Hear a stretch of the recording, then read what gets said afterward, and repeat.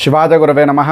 విశ్వావసునామ సంవత్సర ఫలితాంశములలో భాగంగా తులారాశి వారికి ఈ సంవత్సరము ఎలా ఉండబోతుందో విశ్లేషణగా తెలుసుకుందాం.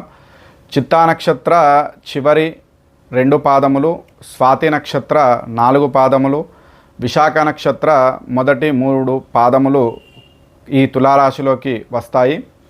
ఈ రాశి వారికి ఈ సంవత్సరము ఆదాయము 11, వ్యయము 5, రాజపూజ్యత 2, అవమానము 2. తులారాశి వారికి ఈ సంవత్సరము గ్రహాలన్నీ అనుకూల సంచారమే కావడంతో పట్టిందల్లా బంగారమా అన్నట్లుగా ఉంటుంది. గ్రహబలంతో పాటు దైవబలం కూడా కలిసి వస్తుంది. ఆత్మవిశ్వాసం అనేది పెరుగుతుంది. సకల శుభాలు కలిగించే గురుగ్రహము శుభస్థానంలో ఉంది. శని కూడా 6వ స్థానం సంచారం వల్ల విశేష యోగ ఫలం అనేది ఉంటుంది.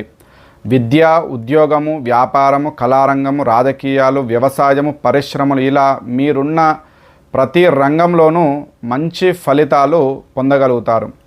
సంవత్సరం ప్రారంభమైన మొదటి 2-3 నెలలు కొంత ఇబ్బందిగా ఉంటుంది, కానీ ఆ తరువాత అన్నీ మంచి రోజులే. కుంభంలో ఉన్న శని మీనరాశిలోకి ప్రవేశించినప్పటి నుంచి తులారాశి వారికి పూర్తి స్థాయి ఆనందము సొంతమవుతుంది. ఆదాయం కూడా పెరుగుతుంది. శత్రువులు మిత్రులుగా మారుతారు. అనుకున్న సమయానికి డబ్బు చేతికందుతుంది. గౌరవం కూడా పెరుగుతుంది. నూతన గృహము, వాహన యోగము ఉంటుంది.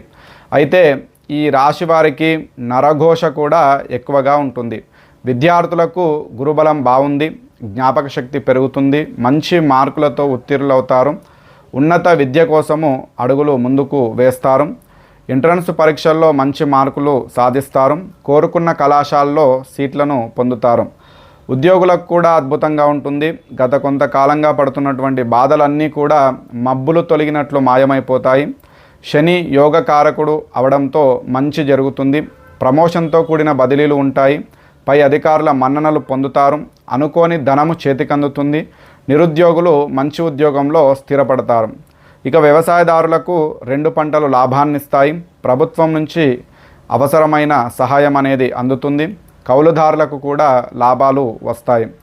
వ్యాపారులకు కూడా అనుకూల సమయము. ఎప్పటి నుంచో రావాల్సిన బాకీలు వసూలవుతాయి. హోల్సేల్, రీటైల్, నిర్మాణ రంగం, సిమెంట్, ఫైనాన్స్ వ్యాపారులకు కూడా మంచి లాభాలు వస్తాయి. స్త్రీలకు ఈ సంవత్సరము తిరుగులేదు. కుటుంబంలో వీరి ప్రాముఖ్యత పెరుగుతుంది. నూతన ఆభరణాలు, స్థిరాస్తులు కొనుగోలు చేసుకుంటారు. ఉద్యోగాల్లో ఉండేవారికి అధికారుల మన్ననలు పొందుతారు. వైవాహిక జీవితంలో ఇబ్బందులు ఏమైనా ఉంటే ఈ ఏడాది తప్పనిసరిగా తొలగిపోతాయి. అవివాహితులకు వివాహం జరుగుతుంది.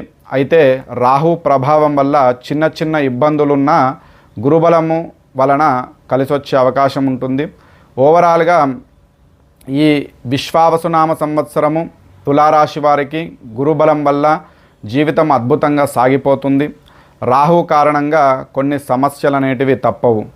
ఇక వీరిపై ఈర్ష, అసూయ, ద్వేషము, నరఘోష అధికము కావున మంగళ, గురువార నియమాలు పాటించాలి.